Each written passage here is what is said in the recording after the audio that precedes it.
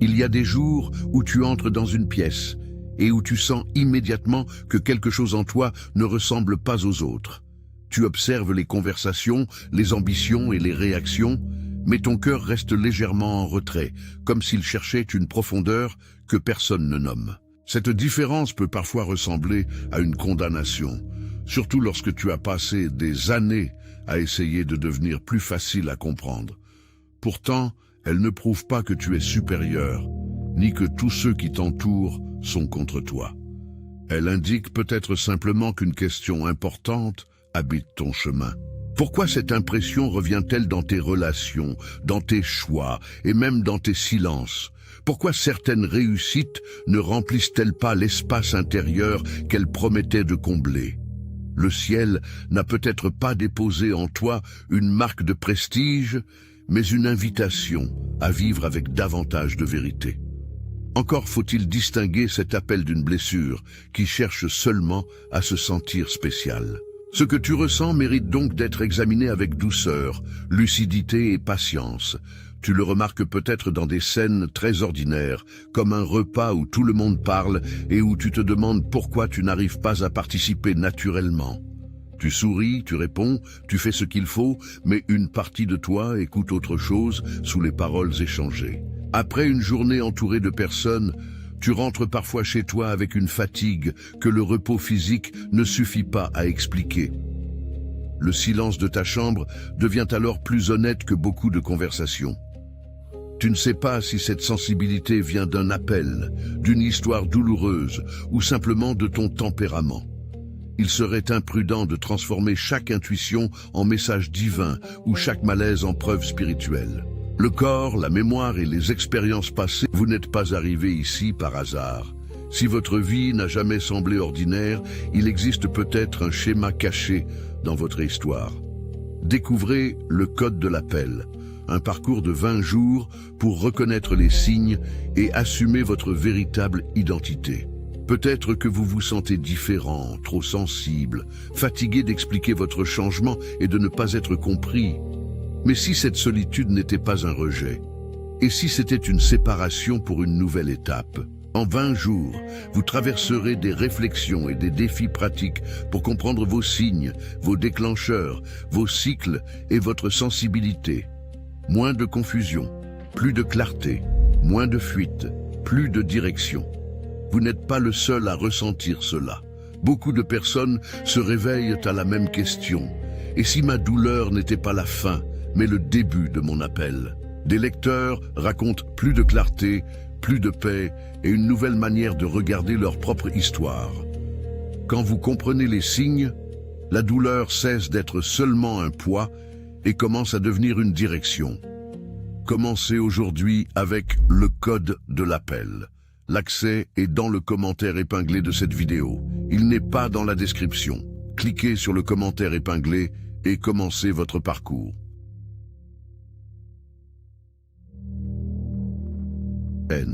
Imagine une soirée où tu retrouves un ancien groupe d'amis dans un café presque vide. La lumière tombe sur les tasses, les téléphones restent posés près des assiettes et chacun raconte les nouveautés de sa vie. Lorsque la conversation se dirige vers une décision qui te met mal à l'aise, tu sens l'envie habituelle de te taire pour ne pas déranger l'équilibre. Pourtant, quelque chose en toi te demande de répondre avec respect plutôt qu'avec un sourire automatique. Tu pourrais dire que tu comprends leurs raisons, mais que tu ne veux pas participer à ce qui contredit tes convictions. Le silence qui suit ne serait pas forcément une rupture, même s'il révélait une différence réelle. Certains auraient peut-être besoin de te convaincre, tandis que d'autres respecteraient simplement ta position. Tu découvrirais alors que ta singularité n'a pas besoin d'être annoncée pour être vécue. Elle apparaît dans la manière dont tu choisis la vérité lorsque l'approbation devient plus confortable. Ce petit geste ne garantit aucune récompense immédiate, mais il t'empêche de te perdre pour rester accepté. La marque du ciel se reconnaît parfois dans une décision discrète que personne ne filme. Quand les élus sont évoqués, beaucoup imaginent une faveur qui les dispenserait des limites communes. Mais être mis à part pour Dieu ne signifie pas être exempté de correction, de travail intérieur ou de conséquences. Une personne appelée à servir apprend à porter les autres sans se croire indispensable. Elle accepte que son caractère soit formé avant que son influence ne s'élargisse. Elle comprend que la compassion compte davantage que l'impression produite sur une audience. Le véritable appel ne te donne pas la permission de dominer les personnes vulnérables ou de parler au nom de Dieu dans chaque conflit. Il t'invite à devenir plus fidèle dans les détails que tu pourrais cacher. Ta différence a du sens lorsqu'elle te rend capable de rester doux sans devenir faible, ferme sans devenir cruel. Elle t'oriente vers une vie où la vérité et l'amour ne sont plus des adversaires. Si tu es réellement préparé pour quelque chose, cette préparation inclura probablement des apprentissages ordinaires. La patience, la ponctualité, la parole tenue et le respect des limites font aussi partie du spirituel. La fausse solution apparaît souvent lorsque la douleur de ne pas être compris devient trop lourde. Tu peux alors chercher une explication qui transforme immédiatement ta solitude en élection exceptionnelle. Cette idée apporte un soulagement rapide, car elle donne un sens flatteur à des années de rejet ou de confusion. Mais le confort d'une identité grandiose peut cacher un prix élevé. Il risque de t'éloigner des conseils sincères, de rendre toute critique suspecte et de t'enfermer dans une lecture permanente des signes. Tu n'as plus besoin de grandir, puisque tu te crois déjà arrivé à une position particulière. Les relations deviennent alors des tests de loyauté et les limites des autres ressemblent à des attaques. Une consolation qui augmente ton isolement mérite d'être questionnée. Dieu peut consoler sans nourrir ton orgueil et il peut confirmer une direction sans... Si quelque chose en vous sent que cette vidéo est arrivée au bon moment, c'est peut-être votre heure de faire un pas de foi. Cet e-book, le code de l'appel, a été créé pour vous aider à comprendre les signes, les cycles et ce que votre histoire essaie de vous révéler. Comprenez quel est votre appel en cliquant sur le premier lien du commentaire épinglé. Qui ne trouve une stabilité. Son histoire biblique ne garantit pas que toute personne rejetée connaîtra un jour la même élévation. Elle montre plutôt comment un caractère peut être éprouvé dans des circonstances injustes, sans devenir entièrement défini par elles. Joseph a dû apprendre à travailler dans des lieux qu'il n'avait pas choisis, à servir sans recevoir immédiatement l'explication de son parcours. Il a aussi connu la trahison, l'oubli et la nécessité de rester attentif aux occasions concrètes qui se présentaient. Son chemin ne transforme pas la souffrance en preuve automatique d'un grand destin. Il rappelle que les dons doivent être accompagnés de discernement, de maîtrise de soi et d'une capacité à servir même lorsque personne n'applaudit. Si ton histoire contient des blessures, elle ne te donne pas le droit de blesser à ton tour. Si tu possèdes une sensibilité particulière, elle doit devenir une manière de comprendre et non une excuse pour juger. La maturité de Joseph se voit dans ce qu'il fait de son influence, pas seulement dans la position qu'il finit par occuper. Ton propre récit demandera la même honnêteté. Le sentiment de différence fatigue progressivement lorsqu'il n'est jamais mis en relation avec des choix concrets. Tu peux commencer par te retirer des conversations, puis par éviter les invitations, avant de conclure que personne ne peut te comprendre. Tes messages restent sans réponse parce que tu n'en envoies plus, et ton isolement confirme ensuite une croyance que tu avais déjà. Au travail, tu refuses peut-être une collaboration utile simplement parce que tu crains d'être mal interprété. Dans ta famille, tu gardes certaines pensées pour toi, jusqu'à ce que les autres te trouvent distant. La solitude peut devenir une pièce que tu construis toi-même, avec des murs faits de prudence et de déception.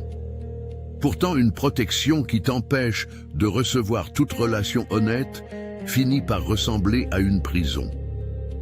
La paix intérieure ne se mesure pas au nombre de personnes exclues de ta vie.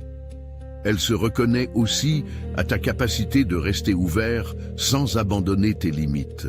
Tu n'as pas besoin de tout raconter à tout le monde, mais tu as besoin d'au moins quelques liens où la vérité peut respirer. Ce changement commence souvent avant que tu ne te sentes parfaitement en sécurité. Il est tentant de relire chaque rejet comme une protection envoyée par Dieu. Parfois, une séparation t'a effectivement éloigné d'une relation destructrice ou d'un environnement qui étouffait ta conscience. Mais d'autres fois, une relation s'est terminée à cause d'une communication maladroite, d'une incompatibilité ou d'une responsabilité que tu n'avais pas assumée. Tout retard n'est pas une préparation secrète, et toute porte ouverte n'est pas une approbation divine. Cette nuance n'enlève rien à la possibilité que Dieu fasse mûrir ta vie à travers des événements inattendus. Elle t'empêche simplement de donner à chaque événement une signification définitive avant d'avoir regardé ta part. Demande-toi ce que les faits montrent, ce que des personnes sages observent et ce que ton comportement a réellement produit.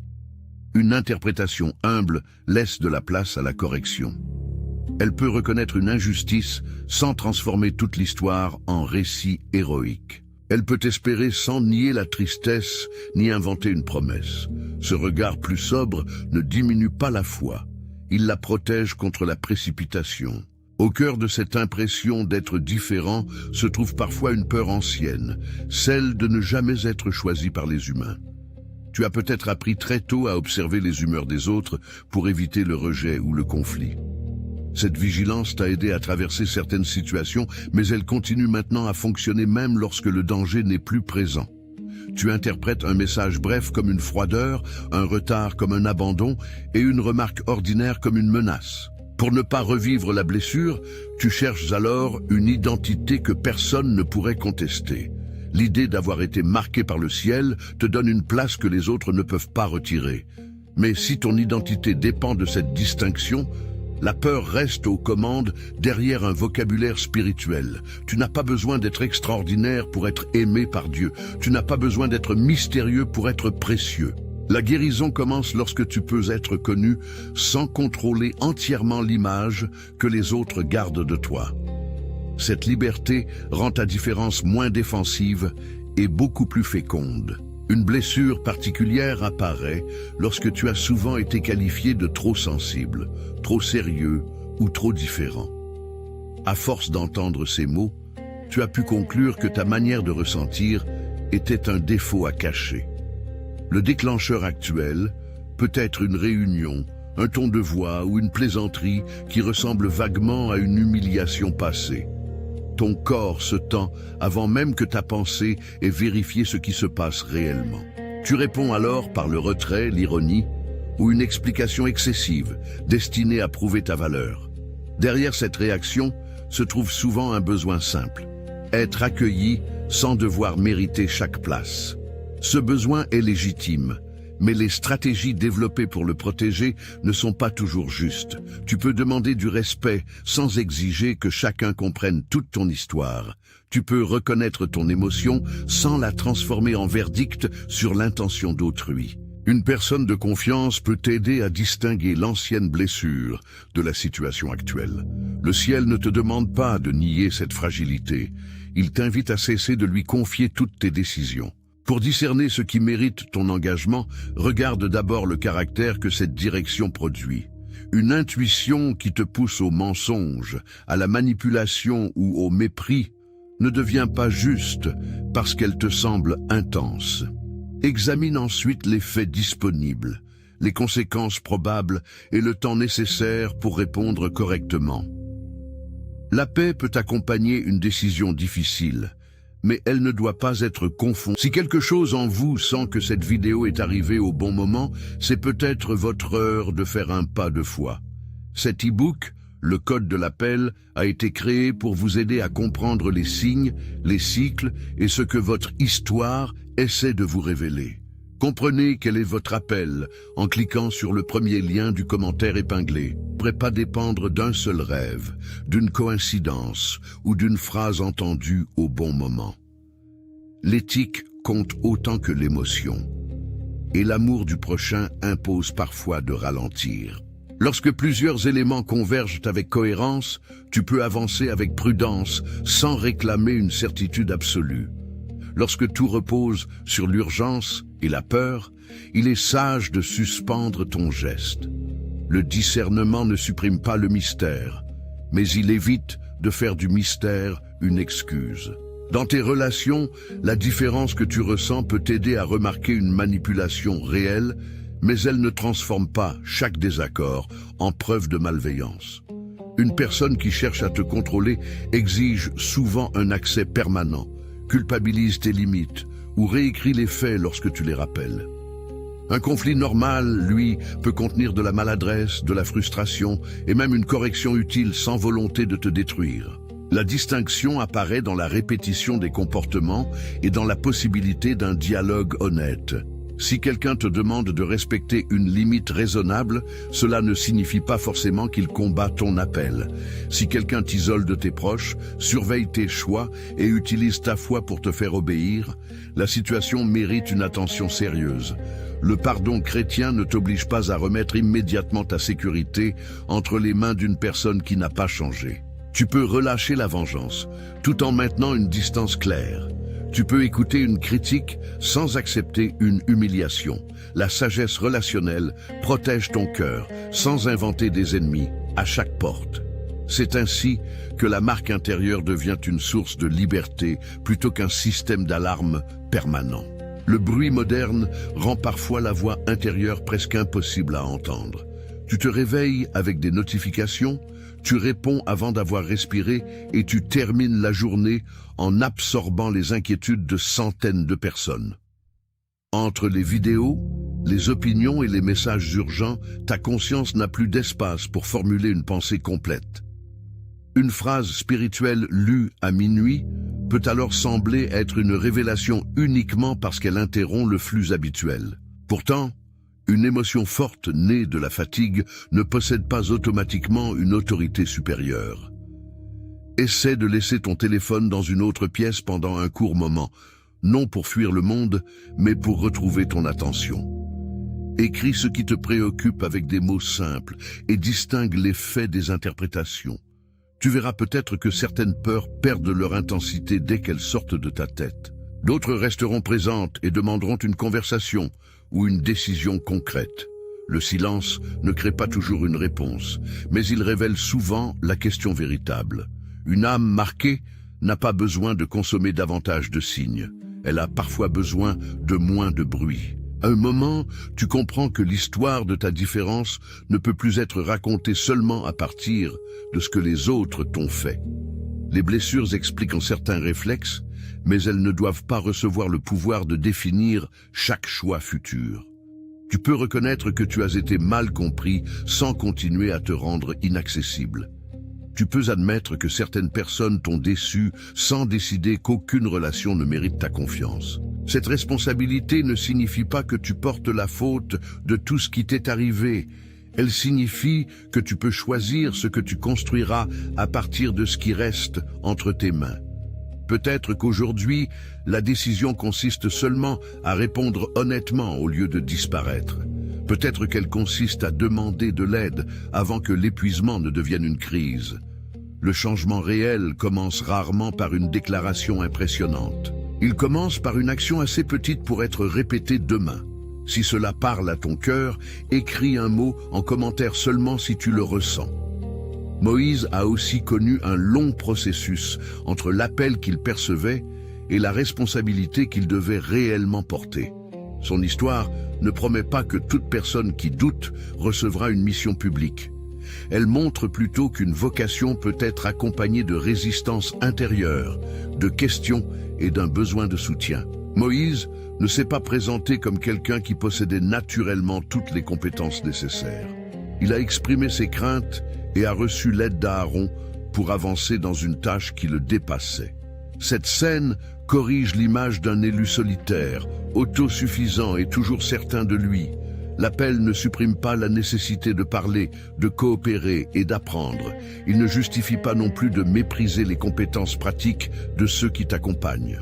Si Dieu te confie une responsabilité, il peut aussi te demander d'accepter une structure, une équipe ou une formation. La puissance spirituelle n'est pas mesurée par ton refus de l'aide. Elle se manifeste parfois dans ton humilité à reconnaître ce que tu ne peux pas porter seul. Ta différence devient alors une invitation à servir avec les autres et non à régner sur eux. La maturité se révèle particulièrement lorsque quelqu'un te corrige sans attaquer ton identité. Tu peux sentir une brûlure immédiate. Vous n'êtes pas arrivé ici par hasard. Si votre vie n'a jamais semblé ordinaire, il existe peut-être un schéma caché dans votre histoire. Découvrez le code de l'appel, un parcours de 20 jours pour reconnaître les signes et assumer votre véritable identité. Peut-être que vous vous sentez différent, trop sensible, fatigué d'expliquer votre changement et de ne pas être compris. Mais si cette solitude n'était pas un rejet, et si c'était une séparation pour une nouvelle étape? En 20 jours, vous traverserez des réflexions et des défis pratiques pour comprendre vos signes, vos déclencheurs, vos cycles et votre sensibilité. Moins de confusion, plus de clarté, moins de fuite, plus de direction. Vous n'êtes pas le seul à ressentir cela. Beaucoup de personnes se réveillent à la même question. Et si ma douleur n'était pas la fin, mais le début de mon appel? Des lecteurs racontent plus de clarté, plus de paix et une nouvelle manière de regarder leur propre histoire. Quand vous comprenez les signes, la douleur cesse d'être seulement un poids et commence à devenir une direction. Commencez aujourd'hui avec le code de l'appel. L'accès est dans le commentaire épinglé de cette vidéo. Il n'est pas dans la description. Cliquez sur le commentaire épinglé et commencez votre parcours.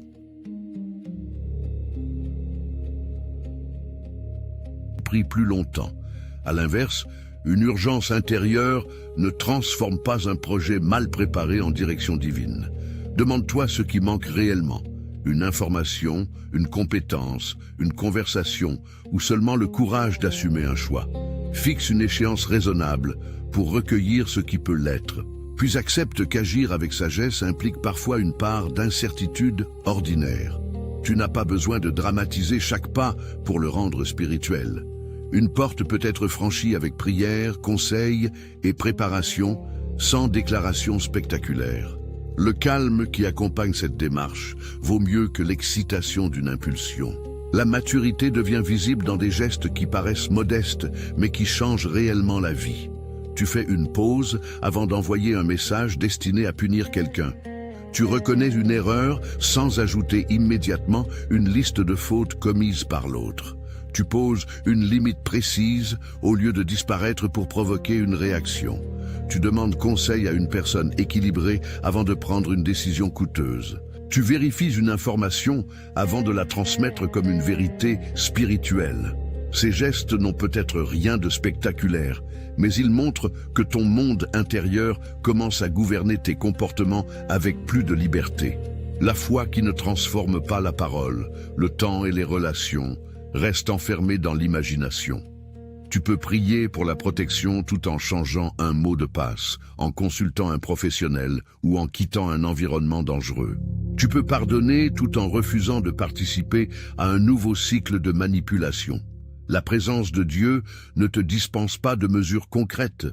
Elle peut justement t'apprendre à les prendre sans haine, sans panique et sans vengeance. Peu à peu, tu comprends que la marque dont tu parles n'est pas une décoration posée sur ton identité.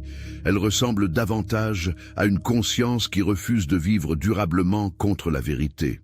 Cette conscience peut être étouffée par la peur, mais elle revient lorsque tu acceptes de regarder ta vie sans masque. Elle ne te sépare pas des autres. Elle t'apprend à les rencontrer sans leur demander de remplir la place de Dieu. Elle ne transforme pas tes souffrances en certificat d'élection. Elle t'invite à les traverser avec aide, patience et honnêteté. Elle ne t'annonce pas que tu gagneras toutes tes batailles. Elle t'enseigne quelle bataille ne mérite pas ton énergie. Tu peux alors tenir ensemble deux réalités. Ton histoire est unique et tu partages une humanité commune avec ceux qui t'entourent. Cette union entre singularité et humilité produit une force moins bruyante. Tu n'as plus besoin de convaincre les sceptiques ni de te défendre contre chaque incompréhension.